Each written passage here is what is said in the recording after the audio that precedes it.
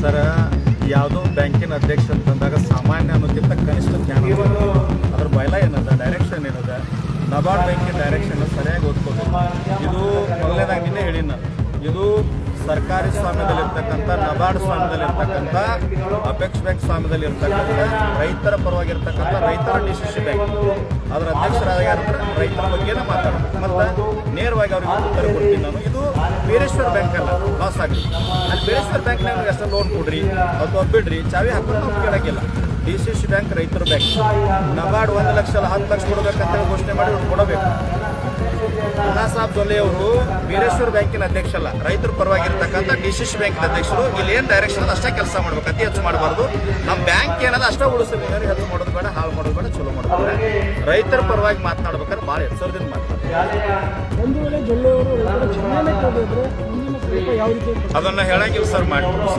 ಯಾಕಂದ್ರೆ ಗುರ್ಲಾಪುರದಾಗ ಅವ್ರು ನೋಡ್ಯಾರ ಭಾಳ ಮಾನವೀಯತೆಯಿಂದ ಗೌರವದಿಂದ ರೈತರ ಪರವಾಗಿ ಒಬ್ಬ ಸನ್ಯಾಸಿಯಾಗಿ ಸಮಾಧಾನದಿಂದ ಹೇಳೀನಿ. ಜೊಲ್ಲೆ ಅವರೇ ಮಾಜಿ MP ಆಗಿರಿ, ಶಾಶ್ವತ ಮಾಜಿ ಆಗಬೇಡ್ರಿ. ರೈತರ ಪರವಾಗಿರ್ತ ಬ್ಯಾಂಕ್ನೊಳಗೆ ನೀವು ಕೆಲಸ ಮಾಡಕ್ಕೆ ನೀವು ಒಂದು ಓಟ್ ಹಾಕಿ ಅಲ್ಲಿ ಕುಣಿಸಿವಿ ನಾವು ಕಾಯಂ ಅಧ್ಯಕ್ಷರಲ್ಲಿ. ನೀವು ನಿಮ್ಮ ಹೆಗಲ ಮ್ಯಾಗ ಯಾರು ಗಣ್ಯ ನೋಡ್ಯಾಕಂತಾರೆ ಎಲ್ಲ ಸ್ವಲ್ಪ ಜ್ಞಾನ ಅದು ತಿಳ್ಕೊಡ್ರಿ. ಲೋಕಸಭಾಕ್ಕೆ ಹೋಗಿ ಬಂದ್ರಿ, ಪಂಚಾಯತಿ ಮೆಂಬರಲ್ಲಿ ನೀವು ಲೋಕಸಭಾ ಸದಸ್ಯರಿದ್ರಿ ಮಾಜಿ, ಅದಕ್ಕೆ ತಿಳ್ಕೊಂಡು ಕನಿಷ್ಠವಾಗಿ ಮಾತನಾಡಬೇಕು. ಮತ್ತು ನೀನು ಯಾವ್ದಾದ್ರು ಹೇಳಿದ್ದ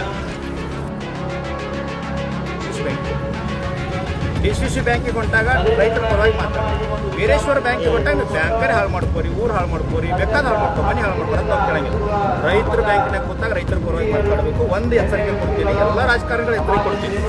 ನಿಮ್ಮ ರಾಜಕಾರಣ ಮಾಡ್ಕೋರಿ, ಧರ್ಮ ಬೇಕು ರೀ, ಜಾತಿ ಬೇಕು ರೀ, ನಿಮ್ಮ ಊರು ಬೇಕು ರೀ, ನಿಮ್ಮ ಕ್ಷೇತ್ರ ಬೇಕು. ಆದ್ರೆ ನಾಡಿಗೆ ಜಗತ್ತಿಗೆ ಅನ್ನ ಹಾಕಿರ್ತಕ್ಕಂಥ ಅನ್ನದಾತ ರೈತರ ಬಗ್ಗೆ ಮಾತನಾಡುವಾಗ ನಾಲ್ಗೆ ಬೇಗ ಹಿಡಿದು ಎಚ್ಚರಿಕೆಯಿಂದ ಸೂಕ್ಷ್ಮತೆಯಿಂದ ಮಾತನಾಡಬೇಕು. ಇಲ್ಲಿವರೆಗೆ ಏನಿತ್ತಂದ್ರೆ ರೈತರ ಬಗ್ಗೆ ಮಾತನಾಡೋಕೆ ಕೇಳಕ್ಕೆ ಯಾರಿರಲಿಲ್ಲ. ಇವತ್ತು ಕರ್ನಾಟಕ ರಾಜ್ಯ ರೈತ ಸಂಘ ಹಸಿರು ಸೇನೆ 31 ಜಿಲ್ಲೆಯೊಳಗೆ ಪ್ರತಿ ಮನೆಯೊಳಗೆ ನಮ್ಮ ಕಾರ್ಯಕರ್ತರು ಅದಾರ.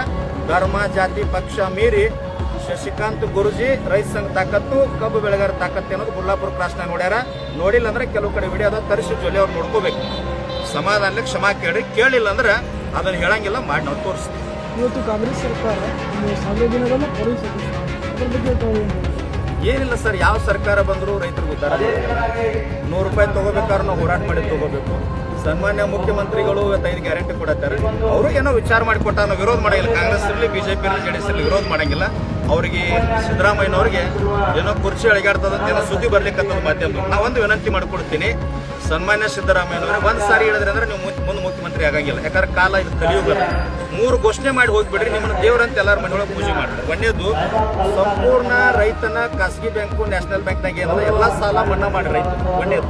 ಎರಡನೇದು ಕರ್ನಾಟಕಗಳು ಸಾಧು ಸಂಪೂರ್ಣ ನಾಡಿ ಸಾರಾಯಿ ಸಂಪೂರ್ಣ ನಿಷೇಧ ಮಾಡಿ. 3ನೇದು ಉತ್ತರ ಕರ್ನಾಟಕದ ಕಬ್ಬು ಬೆಳೆಗಾರರು ರೈತರು ನೆನೆಸ್ತಾರೆ, ಕಬ್ಬಿಗೆ 5,000 ರೂಪಾಯಿ ಘೋಷಣೆ ಮಾಡ್ರಿ, ಎಲ್ಲರ ಮನೆಯಾಗ ದೇವರಾಗಿ.